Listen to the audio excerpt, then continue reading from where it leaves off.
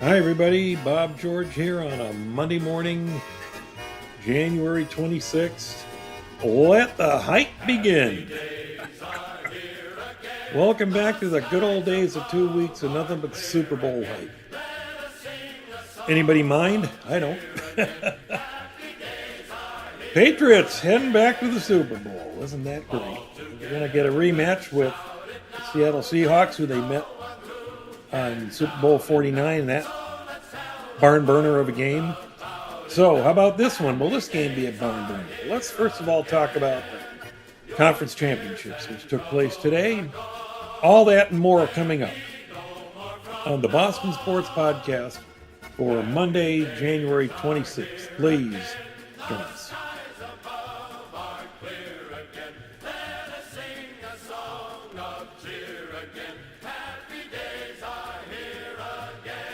Hi, everybody. Bob George here on a very happy and snowy Monday morning.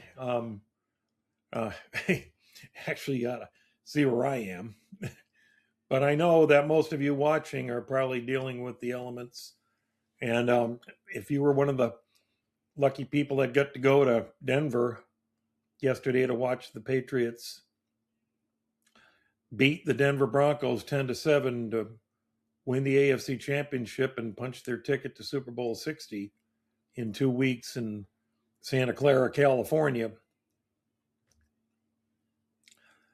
Hope you get home. Hope you got home okay, or at least you're safely on your way, and that there's no real compelling problems there, other than just the fact that you might have to sleep at an airport hotel or on the floor of an airport. But that beats a plane crash, so don't knock it. But anyway, the Denver Broncos season crashed and burned, and it's still hard to believe. Finally, the Patriots won a playoff game at Denver. First time in their 65-year team history. I mean, good grief. I mean, that's, real big stuff there. Because I have seen all the previous 4 losses. And again, it seemed when I turned on the game and saw the atmosphere there, I'm like, this place looks a little more inviting at least. It's not sunny, it's overcast. You don't have to worry about the sun. But you do have to worry about the altitude. But the weather did come into play in the second half when the field turned from green to white. And the Patriots were the ones that made the correct and necessary adjustments to wind up beating the Broncos. Now, let's first of all bring this Jarrett Stidham thing to a conclusion.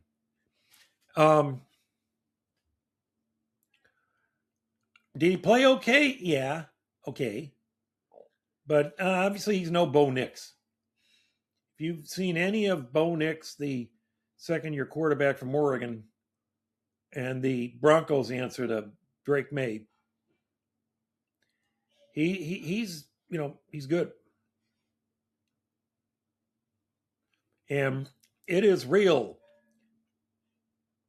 buzzard luck that Denver lost him at the tail end of a big postseason win over the very tough Buffalo Bills. Because had the Bills won that game, we would have been at Foxborough today in amidst a probably raging blizzard, which would have reminded everybody of that Raiders game in 2001, the Tuck Rule game, which was also Snow Bowl. So the fact that you were in Denver is probably a little bit better, but still, it's altitude.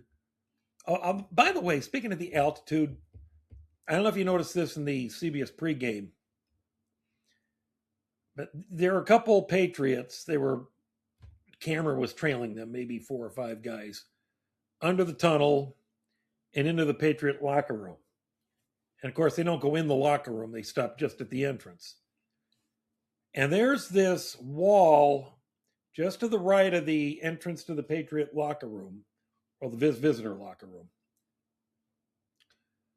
which says altitude 5,280 feet.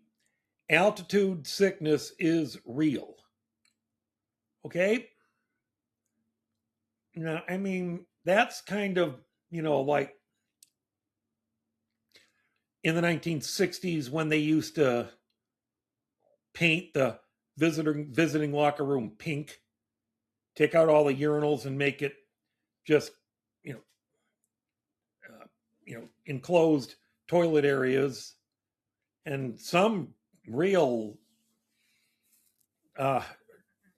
weird thinking home coaches would put up, like tampon dispensers in the visiting team's locker room, make it look as feminine as possible. I think one time that happened, and some of the players just bashed that tampon dispenser until it came down. But you do all those things to psych out the team. I remember on the history of the AFL, John Madden once had, or was told, that there was a vermin infestation in the visitors' locker room, and the next team to play there was the Kansas City Chiefs. So Madden said, "Don't do anything about it. Don't get those mice out of there. No, leave them in there. I'll take care of it." So Madden goes to Hank Stram.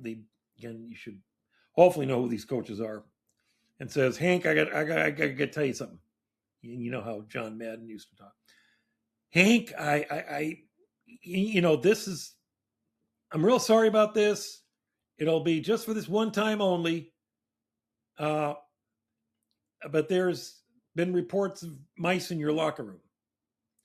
And now I promise you, the next time you come here, there'll be no more mice. It won't be a problem. But you'll have to put up with it this one time. I promise you, the next time it won't be there." Now, if I were Hank Stram, I would have gotten mad in Madden's face and said, "No, you get those mice out of there right now. And I mean right now. Get those bleep mice out of there now. Or the next time you come to Kansas City, you won't be able to stand going into that locker room. Because I will make that place, a total, slob fest in there. I will make it so squalid, you'll spend the whole time in there throwing your guts up. You get those mice out of there now." So anyway, this is the 2020s version of psyching out the opponent. I didn't know that wall was painted there. And I don't know how long that's been like that. Now, one of the previous 4 Patriot Denver playoff games was played in the old Mile High Stadium. So whether they did anything to that, I don't know. But that's interesting. If that thing was there, say, in the 2 Brady Belichick playoff games back in last decade, I could see where that would get inside some of the players' heads. Even though the altitude, this is the first time that I really didn't see the altitude affect the Patriots. They were affected more by the snow and cold weather than they were that stupid wall in the visitors' locker room. So I didn't really see it. Now, the game was by no means a work of art. Okay, it was a rock fight. The worst. All 3 of the playoff games for the Patriots have been rock fights. But you expect that in the playoffs. Okay, you're not going to get a nice freewheeling, smooth moving, perfectly executed. No, you're not going to get that in the playoffs. Now, this Super Bowl coming up, we may have a different opinion to that, because that's going to be 2 teams with high-powered offenses, where it may come down to coaching and quarterback. But we'll see. Because both teams have got some really good offensive weapons, and both defenses look to be strong. But we'll get to that in just a bit. The game here: Patriots 10, Broncos 7. I did my post-game article for PatsFans.com, and I singled out a couple areas here where they proved decisive. Okay, in the first quarter, Jared Stidham caught the Patriots in one of their, we got to kind of feel out the opposition, see what they're doing. So let's play soft zone, lay off the receivers about 10 yards, just make sure they don't get behind you. Well, sorry, but that didn't go according to Hoyle. On their second possession of the first quarter, Marvin Mims, I keep wanting to say Chris Mims, but no, Marvin Mims Jr. Got free in the secondary, and Jarrett Stidham floated a 30-some-odd yard pass to Mims, who ran right by Christian Gonzalez, who gave him some Olay move, and off he went. Then Christian Gonzalez took off, and guess what? Mims caught the ball, and fortunately Gonzalez was right there to tackle him at the 7. And then a couple of plays later, well, actually it was 2 plays later, at the 6, second and goal, Stidham rolled to his right, and in the right corner of the end zone was a wide open Cortland Sutton. So, little lob pass by Stidham, right in the breadbasket, touchdown, 7-0 Broncos. And I said to myself, what is going on here with the Patriots secondary? Yeah, one of the best in the league, Christian Gonzalez, just got beat by Mims, and now here you got Jalen Hawkins, who got beat by Sutton. And badly beaten, not a close play. Badly beaten. And it was 7-0 Broncos on 2 lob passes by Stidham. So I'm like, okay, well, the Patriots better get out of this prevent mode and get on to how they're going to attack the Broncos. Well, as it turned out, that was the Broncos' only score of the day. They had like 3 missed field goals. But again, a lot of that was weather related. Some of it was, one was blocked, actually, like a little fingertip block. And, so we go into the second quarter now. Yeah, I got my game notes here. Into the second quarter, and the Broncos. Okay, this drive actually began in the first quarter. Last 2 plays of the first quarter. But now we go to the second quarter, and the Broncos began the second quarter at the Patriot 47. They drove all the way to the Patriot 14. It was 4th down and 1. They needed to get to the 13-yard line to get the first down. Now, Sean Payton, I guess, the Broncos head coach, did not correctly anticipate the weather or the game situation. He made a call that turned out to be, for a lack of a better way of putting it, a bad call. This turned out to be a bad call on his part. He went for it on 4th down instead of kicking a chip shot field goal by Will Lutz. And so Stidham drops back and tries to hit, who was that? R.J. Harvey, was it? Yeah, R.J. Harvey in the right flat. And he led him way too far and almost threw the ball right to Craig Woodson. The ball was trapped by Woodson, but he almost had himself an interception. Doesn't matter because either way, the Patriots get the ball there anyway. It was 4th down. So they take over at the 14, drive to the 38, and punt. So the Broncos get the ball at the 17. Now, 6 plays later, now they're at the 33. Okay? It's 3rd down and 4. Okay, well, Patriots sent a jailbreak in on Stidham, and he's running for his life. And then Christian Ellis catches up to him and hits his arm just as Stidham is leaning to his left and throwing the ball away. But the officials and the Patriots noticed that the throwaway was a backward pass. Now, Football 101 tells us, that's a fumble. Not an incomplete pass, that's a fumble. Okay, Jim Nantz should be yelling, balls out, balls out. Okay, that's why I say it, because Jim Nantz made that saying popular, balls out. But it was a fumble. And it was picked up by Elijah Ponder, who ran about 15 yards in for a touchdown. Scoop and score, right? A penalty flag was thrown. Okay? Adding more. I'm like, oh, crap.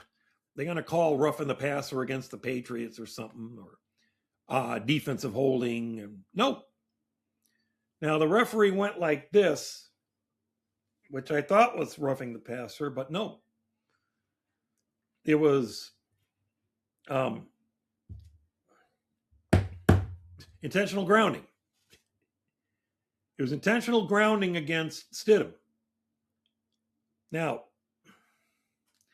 they could have just given the ball to the Broncos where Stidham let it go. And, loss of down means, fourth down. But I think Vrabel threw the flag, the red challenge flag. Somebody did. Or for some reason, the referee, Alex Kemp, was told to go check with New York on it, on the replay. Okay, and then Gene Steratore, who was CBS's outstanding referee expert that's there to explain everything to everybody. And again, he does the same thing for basketball too for CBS. You see him also in March Madness in the Final Four. Gene Steratore is there. Basketball, because he's done officiating in college basketball as well as pro football. So anyway, Steratore explains to everybody that, okay, the Patriots are going to get the ball at the point where Ellis picked it up. Not Ellis, Ponder. The point where Ponder picked it up, the 12-yard line or wherever it was. Yeah, it was a 12-yard line. That's where he picked it up. And the reason is once there was a inadvertent whistle that blew when the ball was picked up by Ponder. Whistle blew. Crap. There's nothing the Patriots can do about it. What Steratore said was the ball is awarded at the 12-yard line because once the whistle blows, the return is nullified. But the Patriots, due to replay review, made a clear recovery. So my guess is that the intentional grounding penalty was declined. Patriots got the ball at the 12. 2 plays later, May carries it in from the 6, and we're tied at 7. So that little exchange there cost Denver 7 points. Made it a 7-7 tie. Okay? Now, again, the rest of the first half was just back and forth, nothing. Okay? And Andres Borregales tried a 63-yard field goal at the end of the first half, and he missed it. He was wide left. He just didn't hit the ball well, and in that weather, you can't really blame him. But he was only 1 of 3 from field goal range. But Will Lutz was 0 of 3, and that in the end that helped decide the game. So now we get back to the second half. Now the Patriots start at their 31, and they hold on to the ball for about half the quarter. I mean, wow! The Patriots. Denver had only 6 snaps in that third quarter. The Patriots had all the others. Well, they drove from their 61 all the way to the Denver 5. And it was 4th and goal. May had just been sacked for a 2-yard loss. And so, I mean, what's Vrabel going to do? Go for it like Sean Payton did earlier? No. It's snowing out. It's a chip shot field goal. And points are now officially at a premium. So Borregales lined up for the 23-yard field goal, and he made it. He only made field goal of the game. And it's now 10-7, which would turn out to be the final score. Now, into the fourth quarter,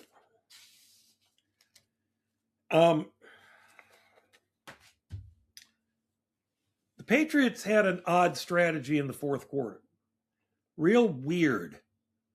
Okay, that real weird. It was, again, the field was all white.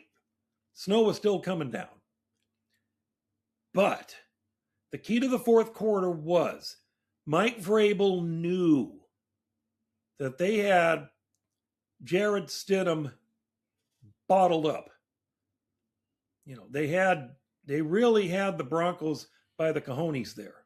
Really, just he was bottled up, couldn't throw the ball, and there were no running backs to pick up the slack.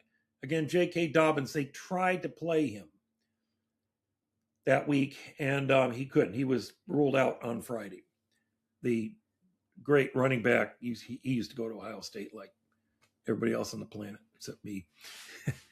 So anyway, so what Vrabel did was to simplify things for the Patriots, just take the ball, run it, punt. And that's what they did once, twice, three times. In that fourth quarter, run, punt. And, by running the ball, you, of course, run clock. And Vrabel was only too happy to give the ball back to Denver and let them try and put together some semblance of an offense. They couldn't. Backup quarterback, and there's Stidham. Again, Stidham, the Patriots were able to reveal and expose what Jarrett Stidham is not. In addition to what he is, also they exposed what he isn't. He is not a top shelf first string quarterback in the NFL. He's just not.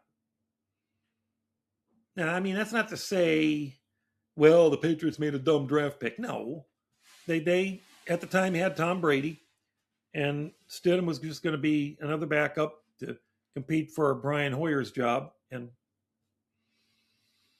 it's just, Stidham is a serviceable backup.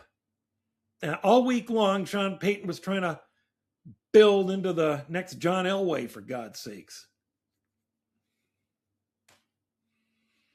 No, the Patriots knew.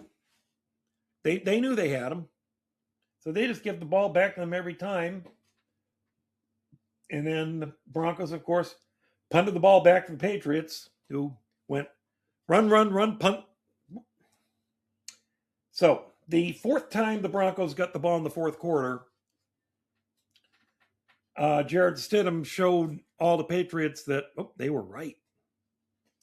So they get the ball at the 32-yard line. On first down, they run Harvey for 1 yard. Second down at 33. Now, Stidham goes back and tries to hit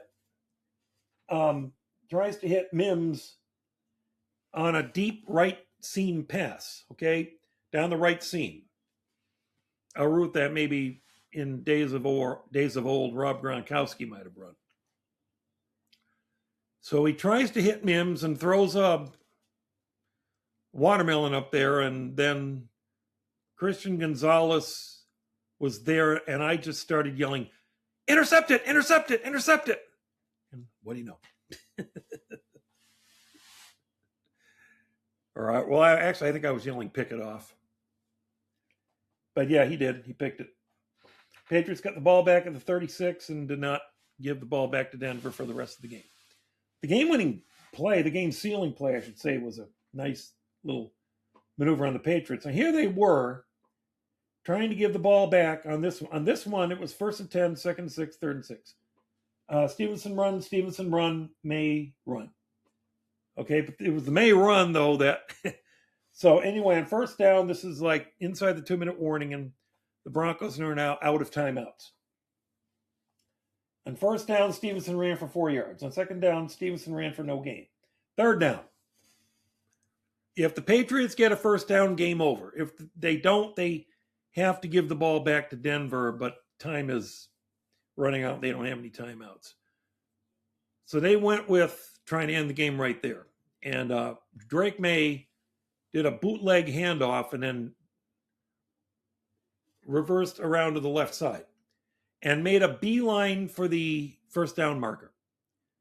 And in pursuit of him was somebody's brother, wasn't it? Yeah, it was, whoops, get the first name right. Jonah, that's right. Jonah Ellis, Christian's brother. That was in the Globe this morning, I think. Or if it wasn't, it was in a recent Globe article. Jonah was pursuing Drake May, and May just barely beat Ellis to the line to gain and then went out of bounds with a yard to spare. And then victory formation. Okay? That was it. Patriots 10, Broncos 7. The Patriots are champions of the AFC. They are going to the show, as Bill Parcells was given to say. Going to the show. Now, in due time, we're going to have some podcasts here talking about Seattle. Give you our opinion of them. They've got some real good players also, and pretty good defense. It's up there. All the teams from the Final Four and maybe the Final 8 were all top defensive teams in the NFL this year. Patriots are one of them. But look who they just got through playing. They got through playing the number 1 defense, Chargers, the number 2 defense, the Texans. And now they have the number 5 defense, the Broncos, or something like that. I forget. Don't hold me on those rankings. I think you know the general gist of that. Patriots have been in 3 rock fights. They have won them all. And the Patriots are still undefeated on the road. They're now 9-0. The Super Bowl is a neutral site, but again, it won't be in Foxborough, so you might as well just call it a away game. So, let the hype begin. 2 weeks from now, Super Bowl 60. The Patriots and the Seahawks from Levi Stadium in Santa Clara, California, just up the road from here. Okay, no, I'm not going. I don't have that kind of money. I'm going to stay here and watch it if my family can stand me. They're already scheming to drive me crazy, and it just so happens that my son's girlfriend's or fiance's father is a flaming Seahawks fan. Oh, it's going to be a good 2 weeks, isn't it, everybody? So get through this storm. Get home safely if you're not home yet from the game. If you are home, stay indoors until the plows get out there and clean up your streets, and just hopefully you don't lose power, and hopefully you'll stay warm and stay safe. Because, I mean, these snowstorms, this is a generational one. I don't know if it's going to be like the blizzard of 78. I was at UMass when that hit. Closed school for that one day, the only time in 4 years that we had no school at UMass. All right. So, congratulations, Patriots. You're going to the Super Bowl. And wow, that's still a little hard to fathom when it used to be a rite of passage. It's the 12th one that they've ever been to. That's an NFL record. So, I mean, like, this is really something. The Patriots, just after 7 years of retooling, they're back at the show. And let's enjoy these 2 weeks. About a week from now, the Patriots will have their NFL Network will have it, when the plane lands in SFO or something like that up north or wherever, or Moffett Field in San Jose or whatever. I think they'll probably fly into SFO. And then Media Day. Practices. I happen to know the Patriots will practice at Stanford University. Seahawks will practice at San Jose State University. Okay? So that's where they'll be. Patriots will be at Stanford. Seattle will be at San Jose State. All right, so just let it sink in. Patriots are going to the Super Bowl. That's great. Wonderful. Hit the subscribe button. Subscribe to our network, please. Subscribe. If you got comments, let's hear from you, please. Drop your comments in the space provided below. And thank you, as always, for joining us. And we will see you soon. For all of us here at the podcast, this is Bob George saying goodbye, everybody.